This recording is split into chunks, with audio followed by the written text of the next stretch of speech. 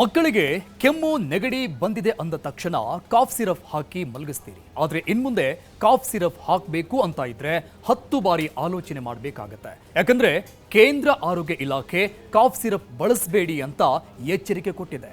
ಯಾಕಂದ್ರೆ 11 ಮಕ್ಕಳು ಸಾವಿನ ಮನೆ ಸೇರಿದ್ದಾವೆ. ಈ ಕುರಿತ ಒಂದು ರಿಪೋರ್ಟ್ ಇಲ್ಲಿದೆ ನೋಡಿ. ಸಾವಿನ ಸಿರಪ್ ಆಗ್ತಿದೆ ಕಾಫ್ ಸಿರಪ್. ದೇಶಾದ್ಯಂತ ಕೆಮ್ಮಿನ ಔಷಧಿಗೆ 12 ಮಕ್ಕಳು ಬಲಿ. ಜೀವ ಉಳಿಸುವ ಔಷಧವೇ ಜೀವಕ್ಕೆ ಮಾರಕವಾಗ್ತಿದೆಯಾ?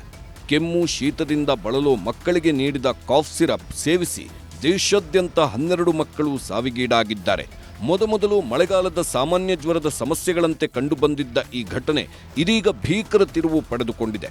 ಮಕ್ಕಳಿಗೆ ನೀಡಿದ ಕೆಮ್ಮಿನ ಸಿರಪ್ನ ಅಡ್ಡ ಪರಿಣಾಮದಿಂದಲೇ ಮಕ್ಕಳು ಕಿಡ್ನಿ ವೈಫಲ್ಯವಾಗಿ ಸಾವನ್ನಪ್ಪಿದ್ದಾರೆ ಅಂತ ಹೇಳಲಾಗಿದೆ.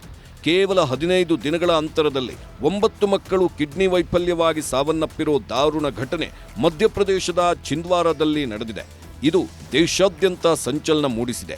ಈ ಹಿಂದೆ ಗ್ಯಾಂಬಿಯಾ ಮತ್ತು ಉಜ್ಬೇಕಿಸ್ತಾನ್ನಲ್ಲಿ ಭಾರತೀಯ ಔಷಧ ಕಂಪನಿಗಳು ತಯಾರಿಸಿದ ಕೆಮ್ಮಿನ ಸಿರಪ್ಗಳಿಂದ ಮಕ್ಕಳು ಮೃತಪಟ್ಟಿರೋದು ಬೆಳಕಿಗೆ ಬಂದಿತ್ತು. ಮೃತರೆಲ್ಲ 5 ವರ್ಷದೊಳಗಿನ ಮಕ್ಕಳು. ಈ ಮಕ್ಕಳಿಗೆ ಮೊದಮೊದಲು ಸಾಮಾನ್ಯ ಜ್ವರ, ಶೀತ, ನೆಗಡಿ ಕಾಡಿತ್ತು. ಅವರೆಲ್ಲ ಸ್ಥಳೀಯ ಕ್ಲಿನಿಕ್ನಲ್ಲಿ ಚಿಕಿತ್ಸೆ ಪಡೆದಿದ್ರು. ಸ್ಥಳೀಯ ವೈದ್ಯರು ಕೂಡ ಸಾಮಾನ್ಯವಾಗಿ ಎಲ್ಲರಿಗೂ ನೀಡುವಂತೆ ಕೆಮ್ಮಿನ ಸಿರಪ್ಗಳನ್ನು ನೀಡಿದ್ರು. ಅದನ್ನು ಸೇವಿಸಿದ ನಂತರ ಮಕ್ಕಳು ಚೇತರಿಸಿಕೊಳ್ಳುತ್ತಿರುವಂತೆ ಕಂಡುಬಂದಿದ್ರು. ಆದರೆ ಕೆಲವೇ ದಿನಗಳಲ್ಲಿ ರೋಗ ಲಕ್ಷಣಗಳು ಉಲ್ಬಣಿಸಿದವು. ನಂತರ ಮೂತ್ರ ವಿಸರ್ಜನೆಯಲ್ಲಿ ಹಠಾತ್ ಮತ್ತು ಆತಂಕಕಾರಿ ಇಳಿಕೆ ಕಂಡುಬಂದಿತ್ತು. ಪರಿಸ್ಥಿತಿ ಮತ್ತಷ್ಟು ಉಲ್ಬಣಗೊಂಡು ಮೂತ್ರಪಿಂಡದ ಸೋಂಕಾಗಿ ಬದಲಾಯಿತು. ಬಳಿಕ ಉನ್ನತ ಚಿಕಿತ್ಸೆಗಾಗಿ ಮಕ್ಕಳನ್ನ ಬೇರೆ ಆಸ್ಪತ್ರೆಗೆ ದಾಖಲಿಸಲಾಯಿತಾದರೂ ಮಕ್ಕಳು ಸಾವಿಗೀಡಾಗಿದ್ದಾರೆ. ಮಧ್ಯಪ್ರದೇಶದಲ್ಲಿ ಸಾವನ್ನಪ್ಪಿದ ಮಕ್ಕಳನ್ನ 5 ವರ್ಷದೊಳಗಿನವರು ಎಂದು ಹೇಳಲಾಗಿದೆ. 12 ಮಕ್ಕಳ ಸಾವಿಗೂ ಕೆಮ್ಮಿನ ಸಿರಪ್ ಕಾರಣ. ವಿಷಕಾರಿ ಡೈಥಿಲೀನ್ ಗ್ಲೈಕೋಲ್ ಬೆರೆಸಿದ ಸಿರಪ್. ಮಕ್ಕಳ ಸಾವಿಗೆ ಕೆಮ್ಮಿನ ಸಿರಪ್ ಕಾರಣ ಎಂದು ಶಂಕಿಸಲಾಗ್ತಿದೆ. ವಿಷಕಾರಿ ಡೈಥಿಲೀನ್ ಗ್ಲೈಕೋಲ್ ಬೆರೆಸಿದ ಕಲುಷಿತ ಕೆಮ್ಮಿನ ಸಿರಪ್ ಸಾವುಗಳಿಗೆ ಕಾರಣ ಎಂದು ತನಿಖಾಧಿಕಾರಿಗಳು ಶಂಕಿಸಿದ್ದಾರೆ. ಮಕ್ಕಳ ಮೂತ್ರಪಿಂಡದ ಬಯಾಪ್ಸಿ ಪರೀಕ್ಷೆಯಲ್ಲಿ ಔಷಧೀಯ ವಿಷಕ್ಕೆ ಸಂಬಂಧಿಸಿದ ವಿಷಕಾರಿ ರಾಸಾಯನಿಕವಾದ ಡೈಥಿಲೀನ್ ಗ್ಲೈಕಾಲ್ ಮಾಲಿನ್ಯ ಇರುವುದು ಬೆಳಕಿಗೆ ಬಂದಾಗ ಇಡೀ ಪ್ರಕರಣಕ್ಕೆ ಮಹತ್ವದ ತಿರುವು ಸಿಕ್ಕಿದೆ. ಹೆಚ್ಚಿನ ಮಕ್ಕಳಿಗೆ ಕೋಲ್ಡ್ರಿಫ್ ಮತ್ತು ನೆಕ್ಸ್ಟ್ರೋ ಡಿಎಸ್ ಸಿರಪ್ಗಳನ್ನು ನೀಡಲಾಗಿತ್ತು. 2 ವರ್ಷದೊಳಗಿನ ಮಕ್ಕಳಿಗೆ ಸಿರಪ್ ಬೇಡ. ಕೇಂದ್ರ ಸರ್ಕಾರದಿಂದ ರಾಜ್ಯಗಳಿಗೆ ಆದೇಶ. ರಾಜಸ್ಥಾನ, ಮಧ್ಯಪ್ರದೇಶದಲ್ಲಿ ಕೆಮ್ಮಿನ ಸಿರಪ್ ಕುಡಿದು ಮಕ್ಕಳು ಸಾವನ್ನಪ್ಪಿದ ಬೆನ್ನಲ್ಲೇ ಅಲರ್ಟ್ ಆದ ಕೇಂದ್ರ ಆರೋಗ್ಯ ಇಲಾಖೆ ರಾಜ್ಯಗಳಿಗೆ ಕಟ್ಟುನಿಟ್ಟಿನ ಸೂಚನೆ ನೀಡಿದೆ.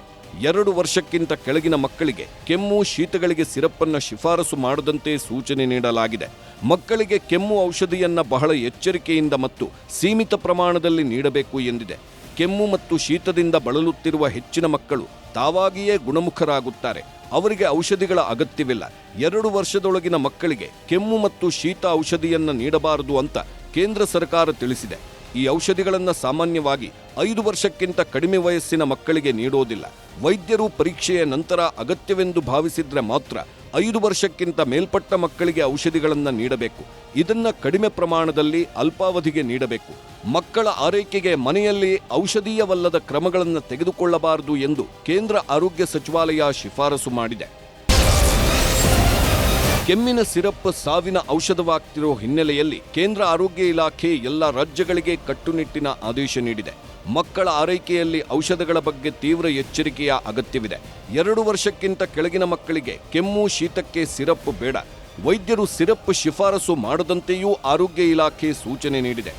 ಕೆಮ್ಮು ಹೆಚ್ಚಿದ್ರೆ ವೈದ್ಯರ ಮಾರ್ಗದರ್ಶನದಲ್ಲಿ ಡೋಸೇಜ್ ಮೀರದಂತೆ ಬಳಸಬೇಕು. ಮಾಮೂಲಿ ಶೀತ ಜ್ವರಗಳಿಗೆ ಸಿರಪ್ ಬಳಕೆ ಬೇಡ. ಶೀತ ಕೆಮ್ಮು ವೇಳೆ ಮಕ್ಕಳು ಡಿಹೈಡ್ರೇಟ್ ಆಗದಂತೆ ನೋಡಿಕೊಳ್ಳಬೇಕು. ಶೀತ ಕೆಮ್ಮು ತೀವ್ರ ಇದ್ರೆ ಮಾತ್ರ ವೈದ್ಯರ ಸಲಹೆಯಂತೆ ಸಿರಪ್ ಬಳಸಬೇಕು ಅಂತ ಕೇಂದ್ರ ಆರೋಗ್ಯ ಇಲಾಖೆ ಶಿಫಾರಸು ಮಾಡಿದೆ. ಕೇಂದ್ರದ ಸೂಚನೆ ಬೆನ್ನಲ್ಲೇ ರಾಜ್ಯದಲ್ಲೂ ಆರೋಗ್ಯ ಇಲಾಖೆ ಅಲರ್ಟ್ ಆಗಿದೆ.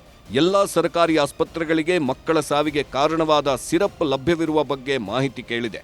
ರಾಜಸ್ಥಾನದಲ್ಲಿ ಸಾವಿಗೆ ಕಾರಣವಾದ ಸಿರಪ್ನ ಬ್ಯಾಚ್ ನಮ್ಮ ಕರ್ನಾಟಕದಲ್ಲಿ ಲಭ್ಯವಿಲ್ಲ ಅಂತ ರಾಜ್ಯ ಔಷಧ ನಿಯಂತ್ರಣ ಇಲಾಖೆ ಮಾಹಿತಿ ನೀಡಿದೆ.